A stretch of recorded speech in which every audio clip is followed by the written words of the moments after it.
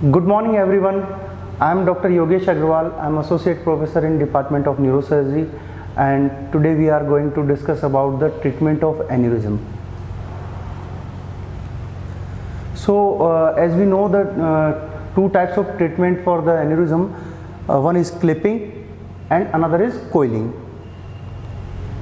So first we are going to discuss about the coiling. So balloon remodeling technique for the wide neck aneurysm and the stent assisted coiling is required for embolization of aneurysm, and the balloon designed to keep the coil and preventing it from translocating into the parent vessel. Another is the stent assisted coiling, that is need for the dual, and for that the need for the dual antiplatelets are there. And the challenges are the what should be the most appropriate treatment for the given patient.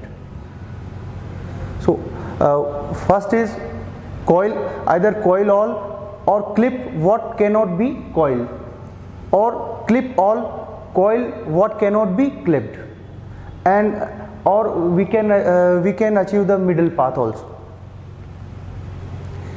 In many situations, a patient will be better served by having both options. Coiling is the only choice and it is unscientific and disadvantageous for the patient. So these are the few factors for our decision making in the treatment of aneurysm. So first is the aneurysmal factors. What is the aneurysm is ruptured or unruptured? What is the location of the aneurysm? It's anterior or posterior, or the basilar artery tip, and it also depends on the size of the aneurysm, whether it is the small aneurysm or it is giant aneurysm. And another factor, important factor, is neck dome ratio.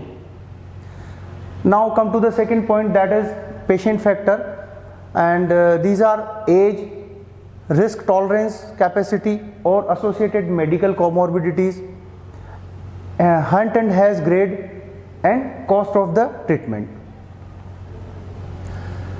Third factor is surgeon's factor, that is experience of the surgeon, availability of the resources, and availability of cath lab and material. Now, as we know, the famous trial, ISET trial, about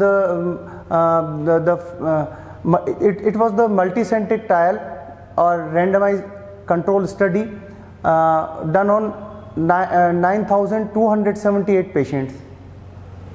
During the first year of the following treatment, the coiling, the 2.61% of patients rebleed, and after clipping, the 1.03% patients rebleed. After 1 year, the coiling 0.65% rebleed from the target aneurysm, and after clipping 0.18% patients, one of whom had crossed over to coil embolization. Another trial is the BREAD trial. So the 6-year results of the BREAD trials are, the crux are anterior circulation aneurysm, no difference in the coiling and coiling versus clipping, and anterior circulation aneurysm 42% crossover from the coiling to clipping. Another posterior circulation aneurysm, we have significant benefit from coiling over clipping. Randomized control trial, both ISET and the BREAD trial showed better results with coiling. Now come to the aneurysmal factors. These are the endovascular treatment preferred for the aneurysms at the extreme of the size that have increased complications, and small aneurysms in which the risk of intraprocedural rupture are there, and in case of the giant aneurysm, the less favorable dome to neck ratio, the higher incidence of aneurysm neck originating from the branch vessels, and intraaneurysmal thrombosis. And in case of the small aneurysms, these are the difficult aneurysms to coil, perforation risk is higher, and less space to put microcatheter or coil assisted devices. So the next factors are depend upon the location. If MCA bifurcation aneurysm or MCA aneurysm, despite of the improvement in the imaging and the endovascular treatment option, clipping is the safer and more effective treatment option. And in posterior circulation, there is inclusive the pica or pica aneurysm, distal aneurysm, dissecting aneurysm, complicated aneurysm, and the anterior circulation aneurysm, the posteriorly pointing ACOM aneurysms, or paraclinoid or carotid cave aneurysms. They are more amenable to endovascular treatment, or the preferable treatment is endovascular treatment or coiling.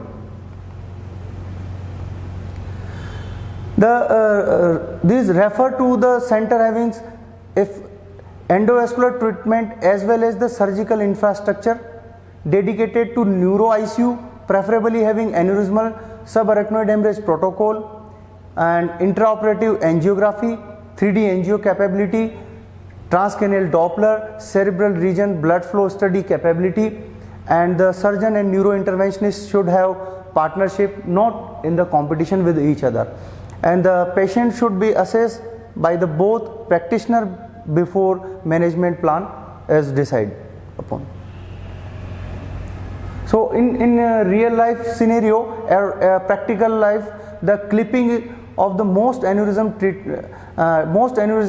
treatable with clipping, and the obliteration rates high, retreatment needs low, minimal follow up, more vasospasm, and poor in the posterior circulation aneurysm and equivalent in the anterior circulation aneurysm.